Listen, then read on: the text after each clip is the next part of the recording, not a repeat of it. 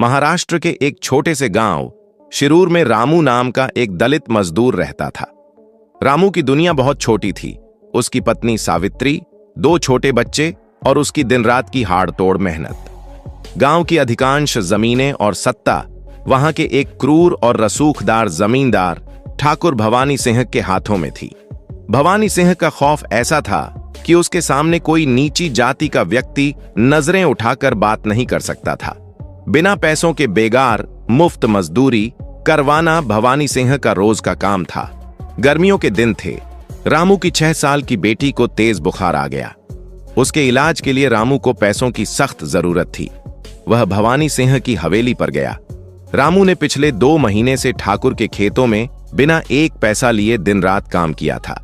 जब उसने डरते डरते अपनी मजदूरी के पैसे मांगे तो हवेली के बरामदे में बैठे भवानी सिंह का अहंकार जाग उठा। तेरी हिम्मत कैसे हुई मुझसे पैसे मांगने की? तू और तेरी जात पैदा ही हमारी सेवा करने के लिए हुई है, भवानी सिंह ने गरजते हुए कहा।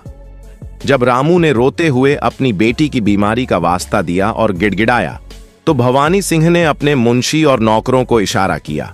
रामू को हवेली के प्रांगण में बेरहमी से पीटा गया। लहूलुहान रामू जब अपनी झोपड़ी लौटा तो उसके दिल में एक आग थी, लेकिन समाज की बेड़ियों ने उसके हाथ बांध रखे थे। बेटी का इलाज न हो पाने के कारण उसकी हालत और बिगड़ गई। भवानी सिंह का गुस्सा इतने पर ही शांत नहीं हुआ था। उसे लगा कि एक अछूत ने उसके सामने अपनी आवाज उठाने की जुर्रत कैसे की। उसने रामू को हमेशा के लिए सबक सिखाने की एक भयानक साजिश रची। 2 दिन बाद आधी रात को रामू की झोपड़ी का दरवाजा जोर से पीटा गया। गांव का दरोगा जो ठाकुर की जेब में रहता था 4 हट्टे कट्टे पुलिस वालों के साथ वहां खड़ा था। उन्होंने रामू को सोते हुए दबोच लिया। सावित्री चीखती रही, बच्चे रोते रहे, लेकिन पुलिस ने एक न सुनी। अगले दिन पूरे गांव में खबर फैल गई कि रामू ने रात के अंधेरे में ठाकुर भवानी सिंह की हवेली में डकैती डालने की कोशिश की और पकड़े जाने पर ठाकुर पर कुल्हाड़ी से जानलेवा हमला किया। पुलिस ने रामू की झोपड़ी से ठाकुर के कुछ पुराने गहने और खून से सनी एक कुल्हाड़ी भी बरामद दिखा दी। यह सब ठाकुर द्वारा रची गई एक झूठी और मनगढ़ंत कहानी थी, लेकिन सबूत और गवाह सब ठाकुर के हक में तैयार कर लिए गए थे। रामू को जेल की काल कोठरी में डाल दिया गया। पुलिस कस्टडी में उसे इतनी अमानवीय यातनाएं दी गईं कि वह अपने पैरों पर खड़ा नहीं हो पा रहा था। उस पर चोरी, डकैती और हत्या के प्रयास, अटेम्प्ट टू मर्डर जैसी गैर जमानती और संगीन धाराएं लगा दी गईं। सावित्री अपने पति को बचाने के लिए पागलों की तरह भटकने लगी। उसने अपने बर्तन, अपनी बकरियां और यहां तक कि अपने गले का मंगलसूत्र भी बेच दिया। वह शहर के वकीलों के पास गई, लेकिन जो भी वकील केस की फाइल देखता और ठाकुर भवानी सिंह का नाम सुनता, वह केस लेने से मना कर देता। कुछ लालची वकीलों ने सावित्री से पैसे ऐंठे, अदालत में तारीखें लीं, लेकिन जज के सामने ठाकुर के खिलाफ एक शब्द नहीं बोला। महीनों बीत गए। रामू जेल की सलाखों के पीछे मौत की राह देख रहा था और सावित्री कचहरी के चक्कर काट काट कर थक चुकी थी। निचली अदालत में रामू को दोषी मान लिया गया था और अब मामला जिला सत्र न्यायालय में था, जहां उसे फांसी या उम्र कैद की सजा होना तय माना जा रहा था। एक दिन जब सावित्री कचहरी के बाहर हताश होकर रो रही थी, तब महार समुदाय के एक पढ़ लिखे सामाजिक कार्यकर्ता ने उसे देखा। उसने सावित्री की पूरी व्यथा सुनी और कहा, बहन, यहां तेरा कोई न्याय नहीं करेगा। ये सब ठाकुर के खरीदे हुए गुलाम हैं। अगर तेरे पति को कोई बचा सकता है तो वो बंबई में बैठने वाला हमारा एक ही मसीहा है, डॉक्टर भीमराव अंबेडकर। जा, उनके पास जा। सावित्री ने जैसे तैसे बंबई का टिकट कटाया और डॉक्टर अंबेडकर के दफ्तर पहुंची। दफ्तर के बाहर कई गरीब, शोषित और असहाय लोगों की भीड़ थी।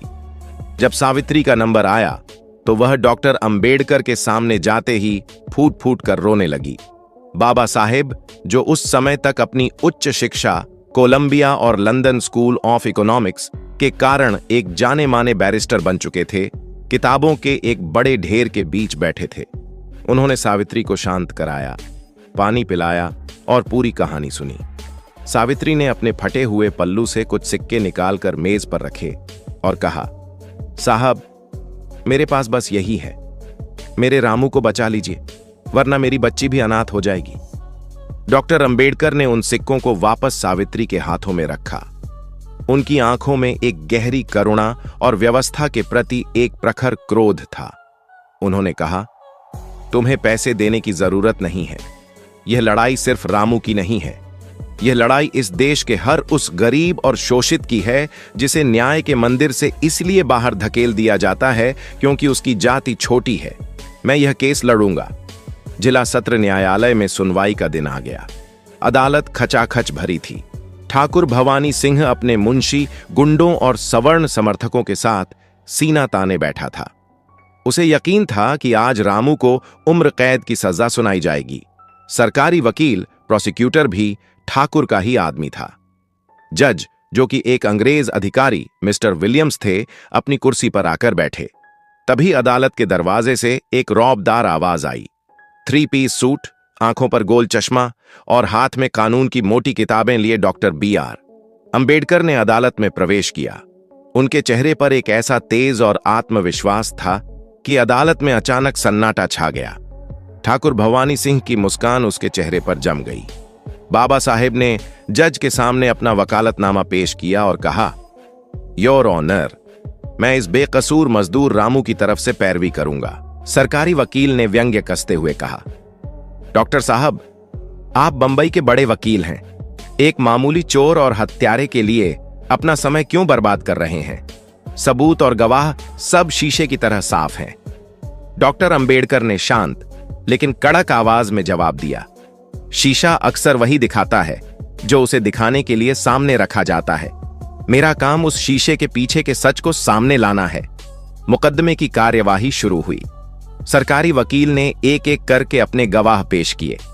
सबसे पहले गांव का दरोगा कटघरे में आया। उसने बताया कि कैसे उसे गुप्त सूचना मिली और उसने रामू के घर से गहने और कुल्हाड़ी बरामद की। बाबा साहेब अपनी जगह से उठे। अदालत में सुई गिरने की भी आवाज सुनी जा सकती थी। डॉक्टर अंबेडकर, इंस्पेक्टर साहब, आपने कहा कि आपने रात के 1 बजे रामू की झोपड़ी से गहने बरामद किए। क्रिमिनल प्रोसीजर कोड CRPC के तहत क्या जब्ती के वक्त 2 स्वतंत्र गवाह मौजूद थे? दरोगा सहमते हुए, हां, ठाकुर साहब का मुंशी और एक नौकर मौजूद था। डॉक्टर अंबेडकर कड़कती आवाज में, ठाकुर का मुंशी और नौकर? क्या कानून की नजरों में उन्हें स्वतंत्र गवाह माना जा सकता है जबकि पीड़ित खुद ठाकुर हैं? आपने गांव के किसी सरपंच, किसी अन्य पड़ोसी या किसी निष्पक्ष व्यक्ति को गवाह क्यों नहीं बनाया? क्या इसलिए क्योंकि आपको आधी रात को साजिश रचनी थी? दरोगा के पास कोई जवाब नहीं था। उसका पसीना छूटने लगा। इसके बाद ठाकुर का मुंशी कटघरे में आया। उसने गवाही दी, मैंने अपनी आंखों से देखा था कि रामू ने हवेली में घुसकर ठाकुर साहब पर कुल्हाड़ी से वार किया। डॉक्टर अंबेडकर, मुंशी जी, आपने यह घटना कितनी दूर से देखी? मुंशी, लगभग 100 कदम की दूरी से। डॉक्टर अंबेडकर, योर ऑनर, जिस रात की यह घटना बताई जा रही है, पंचांग के अनुसार वह अमावस्या की रात थी। आसमान में चांद नहीं था और हवेली के पिछले हिस्से में कोई लालटेन भी नहीं जल रही थी। क्या मुंशी जी के पास कोई जादुई आंखें हैं जो घने अंधेरे में 100 कदम दूर से एक व्यक्ति का चेहरा पहचान सकती हैं? अदालत में कानाफूसी शुरू हो गई। जज मिस्टर विलियम्स ने मुंशी को कड़ी फटकार लगाई। मुंशी अपनी नजरें चुराने लगा। अब बारी थी मुख्य गवाह और पीड़ित ठाकुर भवानी सिंह की। वह पूरे गुरूर के साथ कटघरे में आया। उसने अपनी बांह पर लगी चोट का निशान दिखाया और कहा कि रामू ने उसे जान से मारने की नीयत से कुल्हाड़ी मारी थी। बाबा साहेब अपनी मेज से मेडिकल रिपोर्ट लेकर आगे बढ़। उनकी चाल में एक शिकार करने वाले शेर जैसी एकाग्रता थी। डॉक्टर अंबेडकर, ठाकुर भवानी सिंह, आप कह रहे हैं कि रामू ने आप पर सामने से कुल्हाड़ी से वार किया? ठाकुर अकड़ते हुए, हां, बिल्कुल सामने से। वह मुझे मार डालना चाहता था। डॉक्टर अंबेडकर, योर ऑनर, मैं आपका ध्यान मेडिकल रिपोर्ट की ओर खींचना चाहूंगा। रिपोर्ट में साफ लिखा है कि घाव की गहराई महज आधा इंच है और इसका एंगल, कोण, नीचे से ऊपर की ओर है। रामू की लंबाई 5 फुट 4 इंच है और ठाकुर की लंबाई 6 फुट से ज्यादा। अगर रामू सामने से कुल्हाड़ी मारेगा तो वार ऊपर से नीचे की ओर आएगा, लेकिन यह घाव बता रहा है कि यह वार किसी ने खुद अपने हाथ से अपने ही शरीर पर हल्के से किया है। जज ने तुरंत मेडिकल रिपोर्ट की फाइल खोली। बाबा साहेब का तर्क 100% वैज्ञानिक और अकाट्य था। डॉक्टर अंबेडकर यहीं नहीं रुके। उन्होंने अदालत में गूंजती हुई आवाज में आगे कहा, योर ऑनर, यह कोई डकैती या हत्या के प्रयास का मामला नहीं है। यह एक सामंती साजिश है। रामू ने सिर्फ अपने खून पसीने की कमाई, अपनी मजदूरी मांगी थी ताकि वह अपनी बीमार बच्ची का इलाज करा सके। लेकिन इस जमींदारी व्यवस्था में एक दलित का अपने हक के लिए आवाज उठाना सबसे बड़ा अपराध माना जाता है। ठाकुर भवानी सिंह को चोट रामू की कुल्हाड़ी से नहीं लगी, बल्कि ठाकुर के अहंकार को चोट रामू की उस आवाज से लगी थी जिसने बेगार करने से मना कर दिया था। ठाकुर भवानी सिंह का चेहरा पीला पड़ चुका था। जिस आदमी के सामने पूरा जिला कांपता था, वह आज एक दलित वकील के तर्कों के सामने पानी पानी हो रहा था। डॉक्टर अंबेडकर ने अपनी अंतिम बहस शुरू की। उन्होंने ब्रिटिश कानून, न्याय शास्त्र, मानवाधिकारों और सबूतों के अभाव पर ऐसी बेमिसाल दलीलें पेश कीं कि अदालत में मौजूद हर एक व्यक्ति स्तब्ध रह गया। योर ऑनर, बाबा साहेब ने कहा, कानून की देवी की आंखों पर पट्टी इसलिए बंधी होती है ताकि वह यह न देखे कि सामने खड़ा व्यक्ति किस जाति, किस धर्म या कितनी हैसियत का है। लेकिन अगर अदालतें ठाकुर जैसे ताकतवर लोगों के प्रभाव में आकर बेगुनाहों को सजा देने लगेंगी तो यह कानून का नहीं बल्कि इंसानियत का कत्ल होगा। मैं मांग करता हूं कि रामू को तुरंत बाइज्जत बरी किया जाए और पुलिस तथा ठाकुर पर झूठा मुकदमा दायर करने और एक बेकसूर को शारीरिक व मानसिक यातना देने के लिए कड़ी कार्रवाई की जाए। बाबा साहेब के शब्द अदालत की दीवारों से टकराकर एक नई क्रांति का जन्म दे रहे थे। जज मिस्टर विलियम्स ने अपना चश्मा उतारा, डॉक्टर अंबेडकर की तरफ एक गहरी प्रशंसा भरी नजर से देखा और अपना फैसला लिखना शुरू किया। सबूतों के अभाव, गवाहों के बयानों में विरोधाभास और बचाव पक्ष के वकील डॉक्टर B.R. अंबेडकर द्वारा पेश किए गए ठोस वैज्ञानिक व तार्किक साक्ष्यों के आधार पर यह अदालत रामू को सभी आरोपों से बाइज्जत बरी करती है। अदालत इस बात पर गंभीर चिंता व्यक्त करती है कि स्थानीय पुलिस ने जमींदार के साथ मिलकर साजिश रची। अतः संबंधित पुलिस अधिकारियों पर विभागीय जांच के आदेश दिए जाते हैं। जैसे ही जज ने बाइज्जत बरी शब्द कहा, सावित्री जमीन पर गिरकर फूट फूट कर रोने लगी। लेकिन ये खुशी के आंसू थे। रामू की हथकड़ियां खोल दी गईं। वह दौड़कर सीधा बाबा साहेब के पैरों में गिर पड़ा। भगवान आपको लंबी उम्र दे साहब, आपने आज मेरी जान नहीं मेरे पूरे परिवार को बचा लिया, रामू सुबकते हुए बोला। डॉक्टर अंबेडकर ने रामू को उठाया, उसे अपने गले लगाया और कहा, रामू, पैरों में गिरना छोड़ो। तुम्हारी जगह पैरों में नहीं, इस समाज में मेरे बराबर खड़े होने में है। आज तुम्हें कानून ने बचाया है। अगर मुझे धन्यवाद देना चाहते हो तो मुझसे एक वादा करो। क्या साहब, मैं आपके लिए अपनी जान दे सकता हूं, रामू ने हाथ जोड़कर कहा। मुझे तुम्हारी जान नहीं चाहिए, बस अपनी बेटी का अच्छे से इलाज कराओ और जब वह ठीक हो जाए तो उसे और अपने बेटे को स्कूल भेजना। जब तक तुम अनपढ़ रहोगे ये ठाकुर और दरोगा तुम्हें ऐसे ही फंसाते रहेंगे। शिक्षा वह शेरनी का दूध है, जो इसे पिएगा वह अदालत क्या पूरी दुनिया में दहाड़ेगा। ठाकुर भवानी सिंह सिर झुकाए अदालत से ऐसे बाहर निकला जैसे उसकी पूरी सल्तनत लुट गई हो। आज सिर्फ रामू नहीं जीता था, आज सदियों से चले आ रहे उस सामंती और जातिवादी ढांचे की हार हुई थी जिसे बाबा साहेब ने अपने ज्ञान के हथौड़े से तोड़ दिया था। दोस्तों, आइए अब जानते हैं कि डॉक्टर अंबेडकर इस कहानी के माध्यम से लोगों को क्या संदेश देना चाहते हैं। अन्याय चाहे कितना भी ताकतवर, क्रूर और रसूखदार क्यों न हो, ज्ञान, तर्क और शिक्षा के सामने उसे झुकना ही पड़ता है। शोषितों की सबसे बड़ी ताकत कोई हथियार नहीं बल्कि शिक्षा और अपने अधिकारों की पहचान है। डॉक्टर अंबेडकर का जीवन हमें यह सिखाता है कि जो समाज अपने हक के लिए लड़ना सीख जाता है उसे कोई जंजीर लंबे समय तक गुलाम नहीं रख सकती। आशा है कि यह कहानी और इसका संदेश आपको पसंद आएगा। बाबा साहेब का जीवन हमें हमेशा सत्य और न्याय के मार्ग पर चलने की प्रेरणा देता है।